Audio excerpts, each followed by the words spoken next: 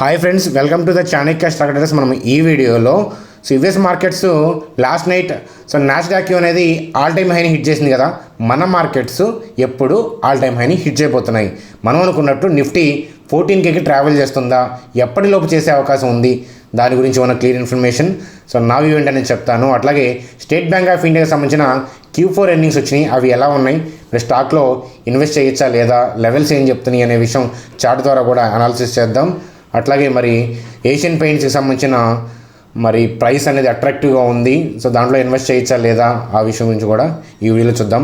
ఓవరాల్గా stock markets next week ఎటువైపు వెళ్ళే అవకాశం ఉంది, నా వ్యూ ఏంటనేది ఈ వీడియోలో క్లియర్గా చెప్తానన్నమాట.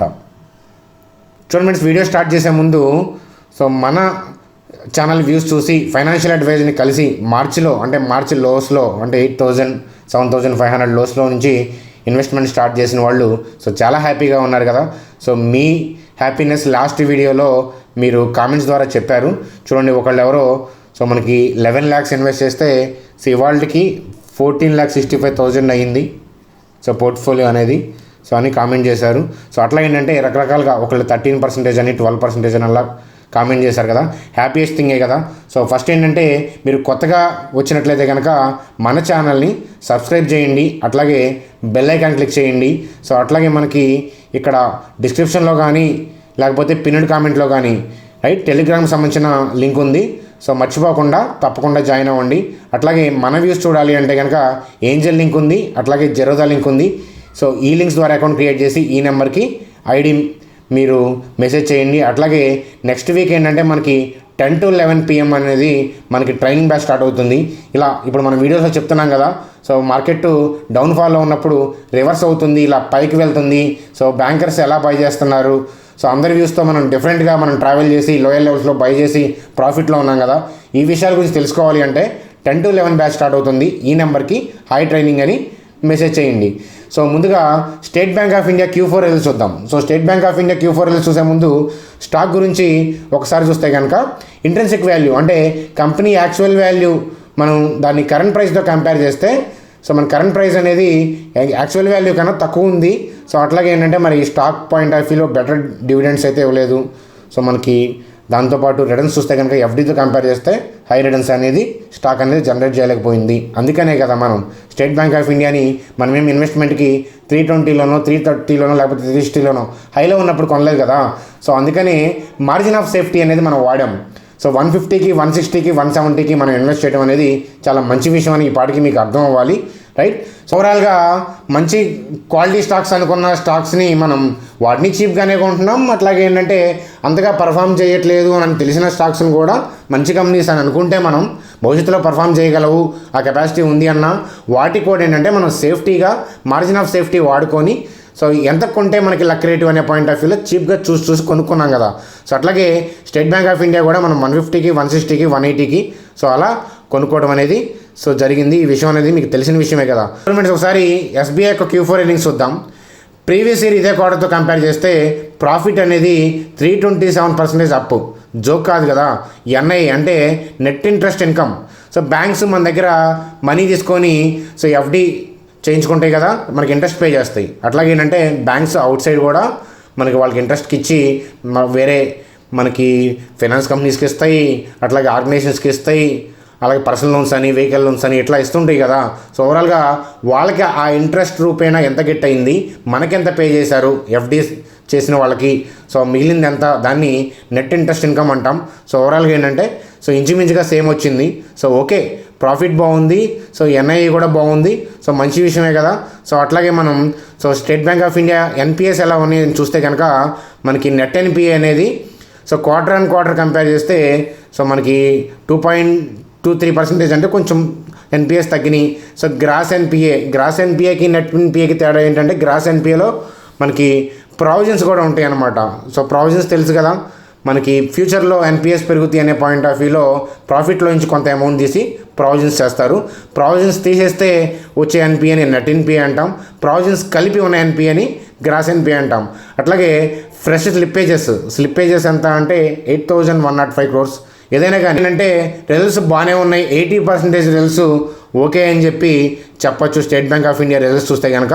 అయితే మనకి చూడండి మనకి ప్రీవియస్ ఇయర్ ఇదే క్వార్టర్లో మనకి రిజల్ట్స్ 800 ప్రాఫిట్ పోస్ట్ చేసినప్పుడు సో 360లో ఉంది, ఇప్పుడు 180లో ఉంది, 170 150లో ఉంది. సో ఎవ్రీడే రైజ్ అవ్వటమో ఫాలో అవ్వటమో జరుగుతూనే ఉంటుంది కదా. సో అందువల్ల ఏంటంటే క్వార్టర్ రిజల్ట్స్ రాగానే సో పైకి వెళ్తుంది లేదా నెక్స్ట్ డే పడిపోతుంది అనేది సో ఇమీడియట్గా గెస్ చేసి మనం ట్రేడ్ చేస్తే కనుక లాస్లు ఏంటంటే హెవీగా ఉంటాయి. ఓకేనా, ఎంత వాల్యూ చేస్తుంది అనేది ఇంపార్టెంట్. సేమ్ థింగ్ ఏంటంటే సో రిజల్ట్స్ బాగున్నప్పుడు ఏదైనా ఒక ఫినాన్షియల్ ఇన్స్టిట్యూట్ ఏంటంటే రిజల్ట్స్ బాగుండి వాళ్ళు కనుక ఎప్పుడో కొనుక్కొని వెళ్ళిపోదాం అనుకుంటే సో అదే రోజు అవకాశంగా తీసుకుంటారు. అట్లాగే రిజల్ట్స్ బాగోపోయినా గైడ్లైన్స్లు బాగుంటే సో నెక్స్ట్ ఏంటంటే ఏదైనా మనకి ఫారిన్ ఇన్స్టిట్యూషన్ ఇన్వెస్టర్ కానీ డొమెస్టిక్ ఇన్స్టిట్యూషన్ ఇన్వెస్టర్ కానీ సో ఆ రోజు ఏంటంటే ఎక్కువ మంది రిజల్ట్స్ బాగోలేదని సెల్ ఆఫ్ చేస్తారని ఆ రోజు బై చేయొచ్చు.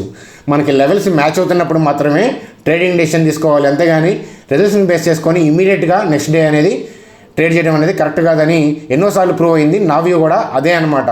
రైట్, అది ఫ్రెండ్స్ ఓవరాల్గా స్టేట్ బ్యాంక్ ఆఫ్ ఇండియా అనేది ఇప్పటికున్న ప్రైస్ కూడా మనం ఇన్వెస్ట్ చేయొచ్చు. ఏదైనా డౌన్ఫాల్ అంటే బ్యాంక్ నిఫ్టీ ఫాల్ అయిన రోజే మనం బై చేస్తే కొంచెం తక్కువగా దొరికే అవకాశం ఉంది అని చెప్తాను. స్టేట్ బ్యాంక్ ఆఫ్ ఇండియా ఇప్పుడున్న సిఎంపి కూడా బాగానే ఉంది.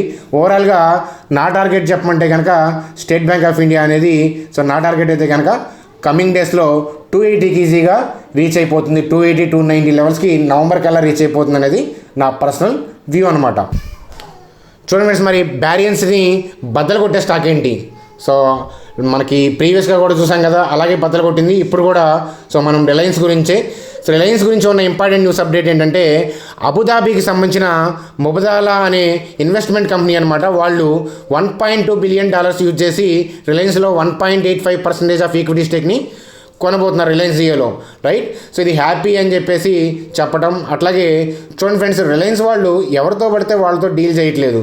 సో జాగ్రత్తగా మనకి చూసుకుంటున్నారనమాట. ఎవరితో వాళ్ళు ఫేస్బుక్తో డీల్ చేసుకున్నా, రిమైనింగ్ ఇన్వెస్టర్స్తో డీల్ చేసుకున్నా సో వాళ్ళకి బెనిఫిట్ అయ్యే పాయింట్ ఆఫ్ వ్యూలోనే చూసి వాళ్ళ వల్ల మనీ పాయింట్ ఆఫ్ వ్యూలోనే కాకుండా సో ఇతరత్ర బిజినెస్ పాయింట్ ఆఫ్ వ్యూలో వాళ్ళకి బెనిఫిట్ అవుతుంది ఆ కంట్రీస్లో అని చెప్పేసి అమెజాన్ లాగా ఎక్స్పాండ్ అవుదాము జియో మార్ట్ అనే పాయింట్ ఆఫ్ వ్యూతో వీళ్ళు దిగుతున్నారనే విషయం క్లియర్గా అవుతుంది.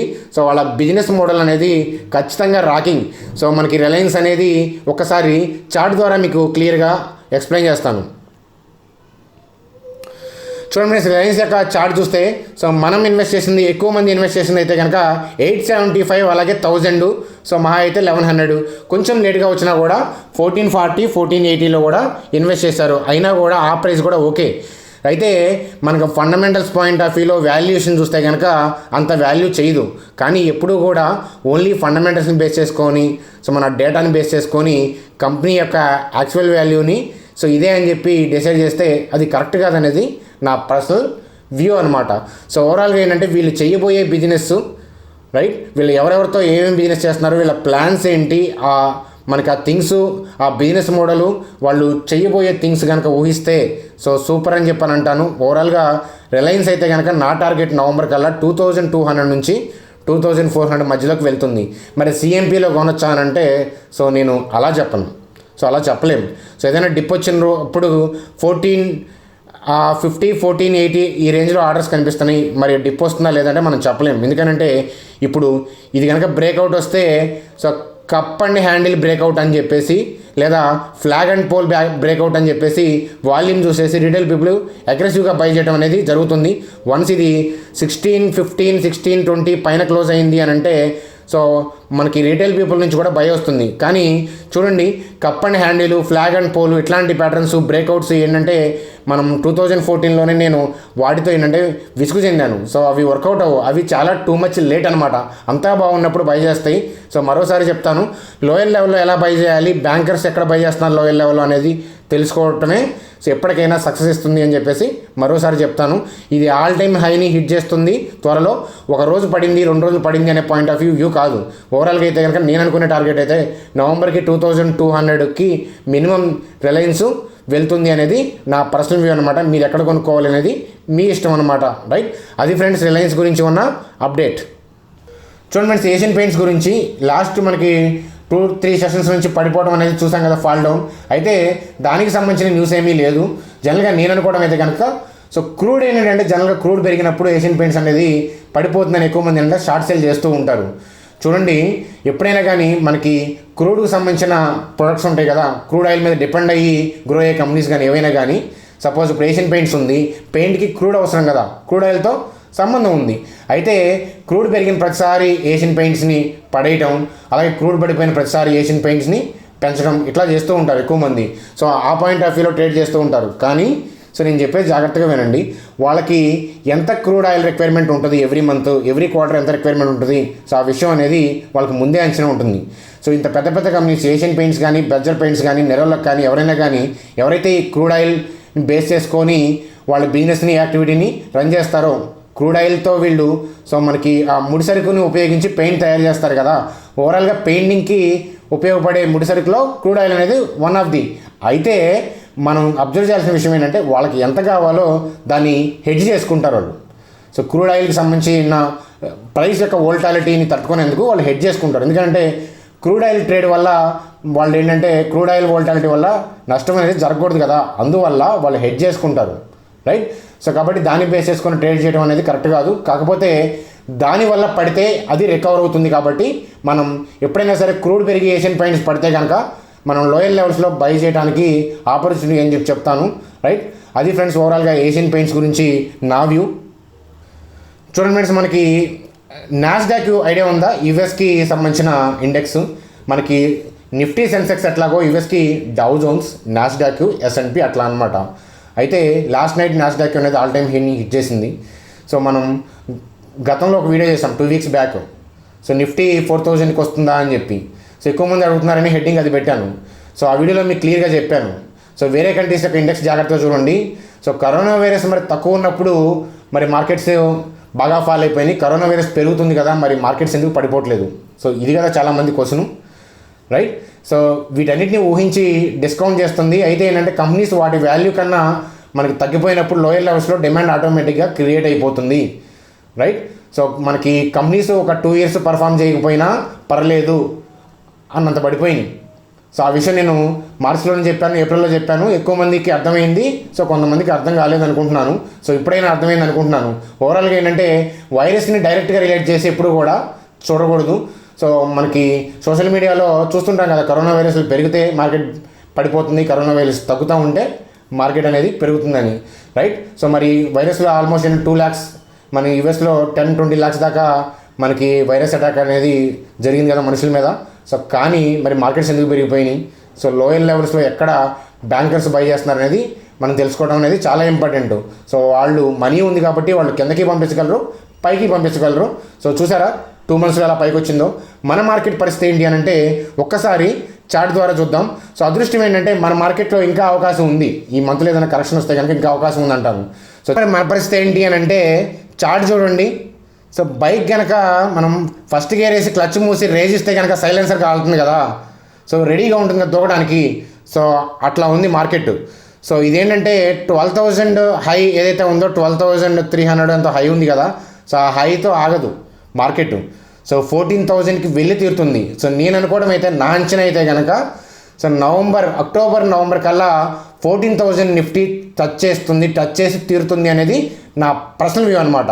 సో నాకు చార్ట్లో ఆ విషయం అర్థమవుతుంది. బ్యాంకర్స్ బయింగ్ అనేది కళ్ళకి కట్టొచ్చినట్టు కనిపిస్తుంది. FIIs బయింగ్ యాక్టివిటీ వాళ్ళు ఎక్కడితో ఆపరు. 1, 2, 3, 4. సో ఖచ్చితంగా ఏంటంటే 14,000కి వెళ్ళి తీరుతుంది. అయితే బ్యాంక్ నిఫ్టీ వల్ల మనకి ఆ హైయర్ లెవెల్స్లో కొంచెం సెల్లాటస్ ఉండటం వల్ల ఈ మంత్ కొంచెం వోల్టాలిటీ ఉండొచ్చు. కానీ సో మనకి ఒక్కరోజు పడిందో, వారం పడిందో, లేకపోతే 4 days పడిందో అని చెప్పి వ్యూ అనేది చేంజ్ చేయడం అనేది కరెక్ట్ కాదు, రైట్. సో నేను మార్చి నుంచి ఏది చెప్తున్నానో అదే ప్రతి వీడియోలో చెప్పాను. సో ఖచ్చితంగా ఏంటంటే నిఫ్టీ అనేది ఆల్ టైమ్ హైని బ్రేక్ చేయడమే కాదు 14,000ని బద్దలు కొడుతుంది సో నవంబర్ కల్లా, రైట్.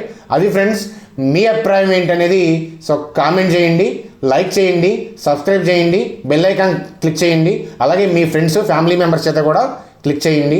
అది ఫ్రెండ్స్, మరో వీడియోలో మరోసారి కలుద్దాం.